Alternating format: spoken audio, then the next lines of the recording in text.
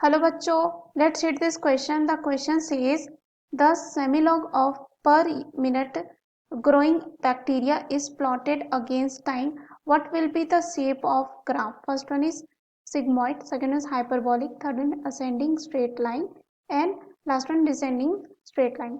तो इस क्वेश्चन में हमें पूछा गया है कि जो सेमिलॉग होता है per minute growing bacteria is plotted against time.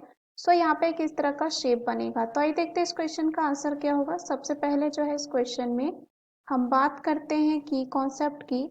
तो यहाँ पर क्या होता है, बात करेंगे जो बैक्टीरियल ग्रोथ फेज होता है.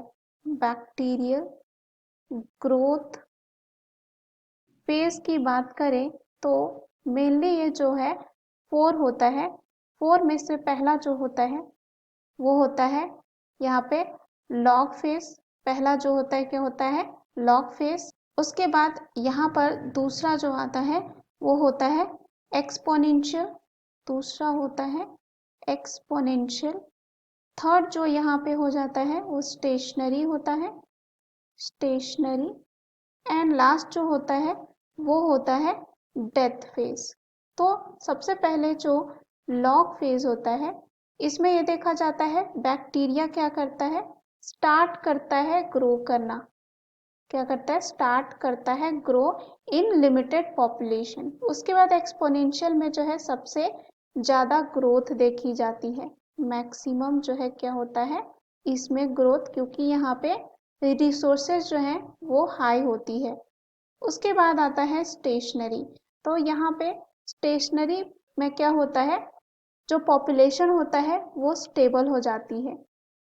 उसके बाद आता है डेथ, यानी कि जो पॉपुलेशन बनी है वो क्या होता है, स्टार्ट करता है रिड्यूस करना एंड डिक्रीज हो जाता है. और बहुत सारे क्या हो जाते हैं, डेथ होता है बहुत सारे ऑर्गेनिजम्स का.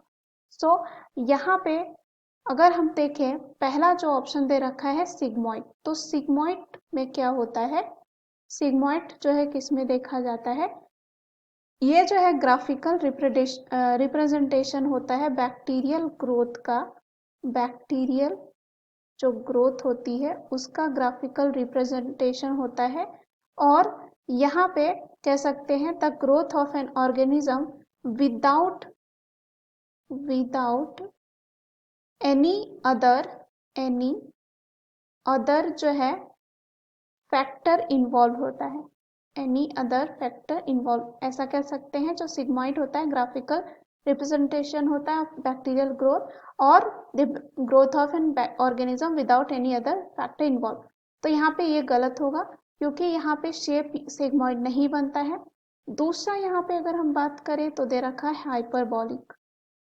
हाइपरबॉलिक में क्या होता है, ये भी एक ग्राफिकल रिप्रेजेंटेशन होता है of the population of organism with respect to the environment और कह सकते हैं environmental factors on enzymes.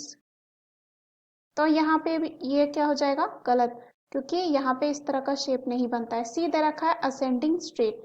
अगर हम बात करें जो है असेंडिंग स्ट्रेट होता है यानी कि सी ऑप्शन की, तो इस तरह का ग्राफ तब बनता है जब इंक्रीज होता